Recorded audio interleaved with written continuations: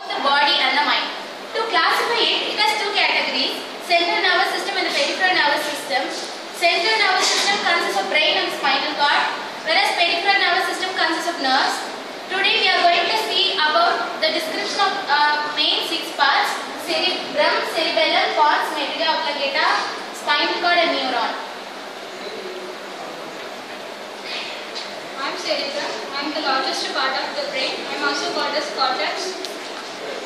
I am associated with the thought and action. Myself is divided into different sections or lobes. The functions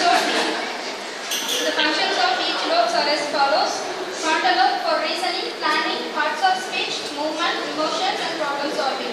Temporal lobe is for movement, orientation, recognition and perception of stimuli.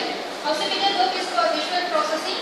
Temporal lobe is for perception, recognition of auditory stimuli, memory and speech. These divides me into two major parts called the left hemisphere and the right hemisphere. The left hemisphere controls the right hand and the right hemisphere controls the left hand. It is proven that people who use right hand much leads to the activations of the left hemisphere, and people who use left hand much leads to the activation of both right hemisphere and the left hemisphere. The left hemisphere is associated with logic abilities and the right hemisphere is associated with creativity.